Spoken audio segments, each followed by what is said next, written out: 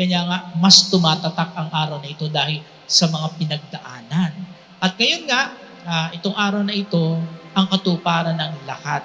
Siguro nga, para kay Jason at Angelica, ito yung katuparan ng kanilang pagnanais, ng pagpaplano na maayos ang lahat sa araw na ito.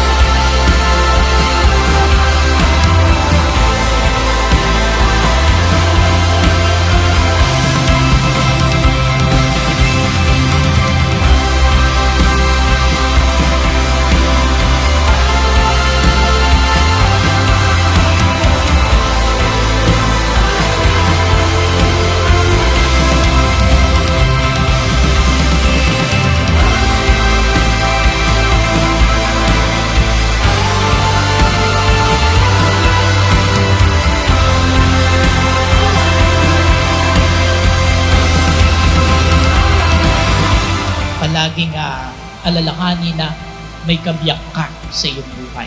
May kasama ka sa mga pagdaraanan mo sa iyong buhay. At yan ang iyong asawa.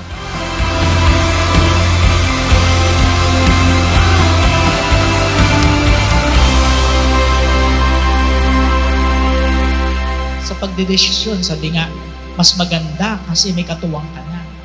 Di ba nga, two heads are better than one. Di ba sinasabi natin? Makakagawa kayo ng mga bagay na pagdidesisyon ng tama. Diba? Kanya nandyan kayong dalawa. We were strangers, starting out on a journey. Never dreaming what we'd have to go through. Now here we are, and I'm suddenly standing at the beginning with you. Salamat sa Panginoon, hindi tayo pinabayaan at nandito tayo ngayon. I really salute you for waiting and giving me full respect. Now, I can say, I am ready and we can do whatever we want.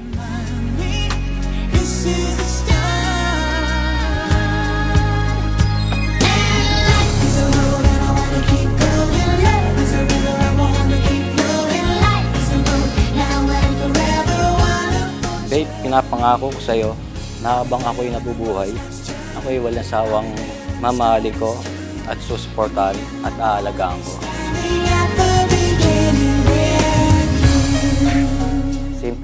Simple gift, isa ito sa hiling mo para it's such a time na magkalayo tayo since ang work mo is sa barko.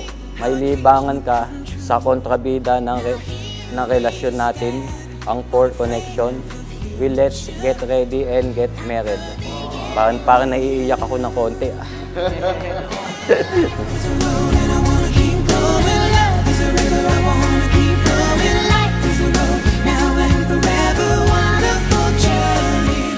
Kung excited ka na, sa araw na ito, ganun din ako.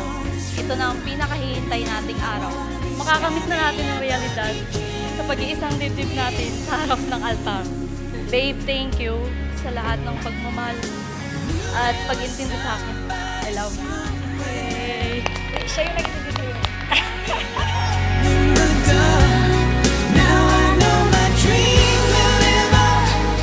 Ang pagmamahal ko sa iyo ay hindi magbabago hanggang kamatayan. I love you so much.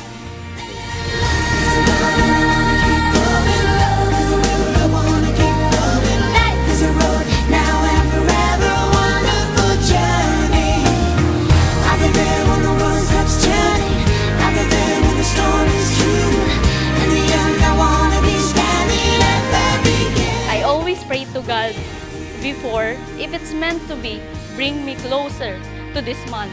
Meeting you is one of the most unexpected, but one of the most precious moments of my life. Love is a river I wanna keep going on.